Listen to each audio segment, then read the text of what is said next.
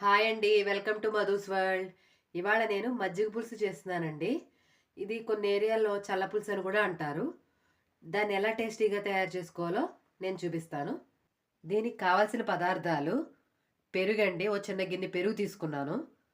కూరగాయలు వచ్చేసి బెండకాయలు, వంకాయ, టమాటా, పచ్చిమిరపకాయలు, ఆనపకాయ.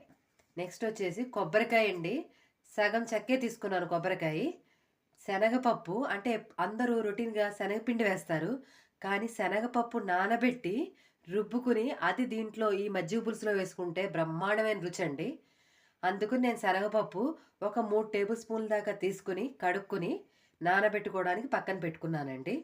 పోపు సామాను, అల్లం ముక్క, కొత్తిమీర అండి.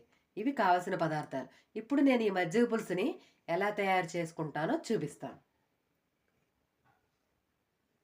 ముందుగా మనం ఆనపకాయి, బెండకాయి, వంకాయి ఇవి తరుక్కుని అంటే యావరేజ్ ముక్కల కింద ఉండాలండి. మనకి సాంబార్లో ముక్కలు ఎలా తరుక్కుంటామో మజ్జిగ పులుసులో కూడా అలాగే తరుక్కోవాలి. అలా తరుక్కుని అల్లము, పచ్చిమిరపకాయలు, కొత్తిమీర ఇవి పేస్టులు కొన్ని చేసుకునే ఉన్నాయి. అవి చూపిస్తాను. ఫస్ట్ అయితే ఇవి ముక్కల కింద కట్ చేసుకొని తెచ్చుకుంటాను. ఆనపకాయ ముక్కల్ని సాంబార్ ముక్కలంత పెద్ద సైజు తరుక్కుని, వంకాయ ముక్కలు కూడా అలాగే తరుక్కున్నాను. కొద్ది నీళ్లు పోసుకున్నానండి. ఇవి ఉడకబెట్టుకుంటాను నేను కొద్దిగా పసుపేసి. ముక్కలు పెద్దగా కట్ చేసుకుంటే మనకి బాగుంటాయండి. సాంబార్లో ఎలా కట్ చేసుకుని వేసుకుంటామో ఇందులో కూడా అలాగే వేసుకోవాలి. స్టవ్ ఆన్ చేసుకుంటున్నాను. దీంట్లో కొద్దిగా సాల్ట్ వేసుకుంటున్నాను. ముక్కలకు కాస్త సాల్ట్ పట్టడం కోసం అంతేనండి. అంతకు మించి వెళ్ళి తొందరగా మగ్గిపోతాయి ముక్కలు కూడా. ఇప్పుడు ఇది మగ్గేలోపు మిగతా ప్రాసెస్ చూపిస్తాను మీకు. ఇది ఓ పక్కన మగ్గుతోంది కదండి. మరోవైపు అల్లం పచ్చిమిరపకాయల పేస్టు, కొబ్బరి పేస్టులు చేసుకునేవి. మనం శనగపప్పు కూడా నానబెట్టి పెట్టుకున్నాం కదా, ఆ శనగపప్పు పేస్టు అన్ని పేస్టులు రెడీ చేసి పెట్టుకుంటాను. నానబెట్టిన శనగపప్పుని నీళ్లు వడగట్టేసుకుని మిక్సీ జార్లో తీసుకుని మెత్తటి పేస్ట్లా చేసుకుంటానండి దీన్ని.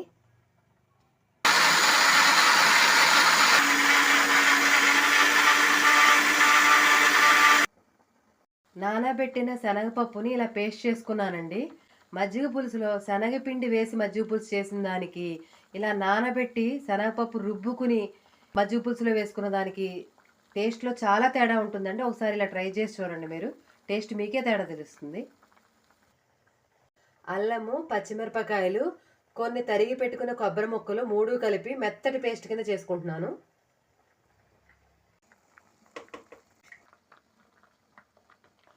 అల్లము, పచ్చిమిరపకాయలు, కొబ్బరి పేస్ట్ చేసుకున్నాను. ఇలా కచ్చాపిచ్చగా ఉండంగానే మనం టమాటా ముక్కలు కూడా వేసుకుని మళ్ళీ మెత్తగా గ్రైండ్ చేసుకుంటాను.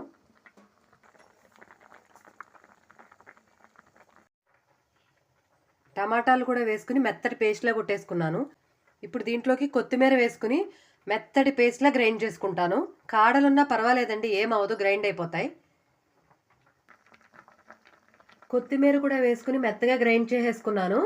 ఈ మజ్జిగ పులుసులో కలుపుకుంటాను. ఎంత టేస్ట్గా ఉంటుందోనండి పేస్ట్ కలుపుకుంటే. టమాటాలు ముక్కల కింద వేసే కన్నా ఇలా పేస్ట్ కింద వేసుకుంటే దాని ఫ్లేవర్లన్నీ మజ్జిగ పులుసుకు బ్రహ్మాండంగా పడతాయి. ఇప్పుడు ఈ ఆనపకాయ ముక్కలు, వంకాయ ముక్కలు ఉడుకుతున్నాయి కదండి, ఇందులోకి బెండకాయ ముక్కలు వేస్తున్నాను. ఈ బెండకాయలు లేటుగా ఎందుకు వేస్తున్నానంటే చెదురైపోతాయండి, తొందరగా ఉడికిపోతాయి బెండకాయలు. పెరుగుని ఇలా కవ్వంతో క్రీమ్ లాగా చేసుకున్నానండి. ఇప్పుడు దీంట్లోకి ఇందాక మనం నానబెట్టిన శనగపప్పు పేస్ట్ ఉంది కదా, దాన్ని కలిపేసుకోవాలి.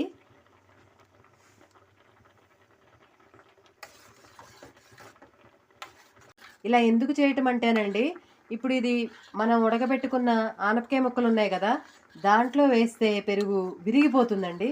అలా విరగకుండా ఉండటం కోసం ఇలా మనం సిద్ధం చేసుకుని ఉడకబెట్టుకుంటున్నాం కదా ఆనపకాయ ముక్కలు, దాంట్లో కలిపేసుకుంటాను. అప్పుడు పెరుగు మనకి విడిపోదండి. ఇంకోటి ఏంటంటే మజ్జిగ పులుసు కాస్త చిక్కబడుతుంది కూడానండి.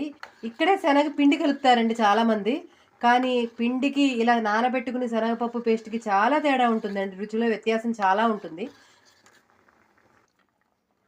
ఉడికిపోయిన ఆనపకాయ ముక్కలు, వంకాయ ముక్కలు, బెండకాయ ముక్కల్లో ఈ పెరుగు మిశ్రమాన్ని కలిపేస్తున్నాను. ఒకసారి ఇలా కలిపేసుకుని ఇందాక మనం అల్లము, పచ్చిమిరపకాయ, కొబ్బరి ముక్కలు, టమాటాలు, కొత్తిమీర అన్నీ కలిపి గ్రైండ్ చేసుకున్నా కదా, ఆ పేస్ట్ కూడా వేసేసుకుంటున్నాను. ఒకసారి కలిపేసుకుంటున్నాను అన్నీ.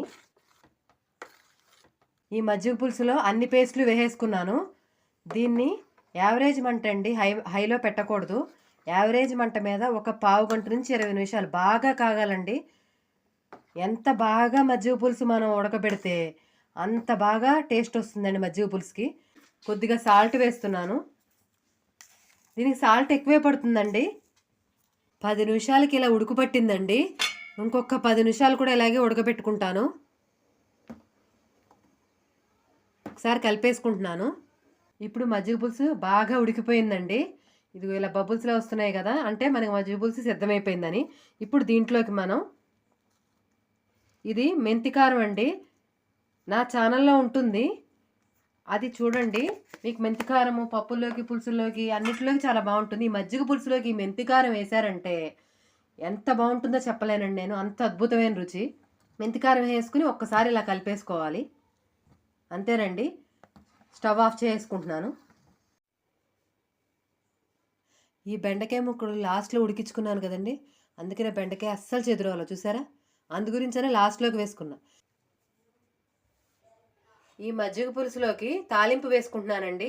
ఆయిల్ వేడెక్కింది. ఆవాలు, జీలకర్ర, ఎండుమిరపకాయలండి, ఒక 4 ఎండుమిరపకాయలు వేసుకుంటున్నాను.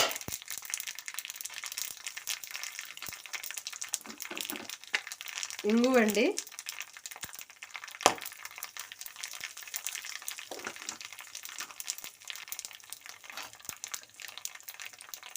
ఆఫ్ చేసుకుంటున్నాను. ఇప్పుడు ఈ తాలింపుని మజ్జిగ పులుసులో కలిపేసుకుంటాను.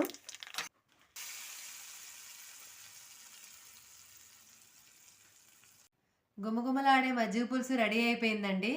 నా ఈ వీడియో కనుక మీకు నచ్చినట్టయితే నా ఛానల్ని సబ్స్క్రైబ్ చేయండి, లైక్ చేయండి, షేర్ చేయండి. మరిన్ని మంచి మంచి వంటకాలతో మీ ముందుకు వస్తాను. Thank you.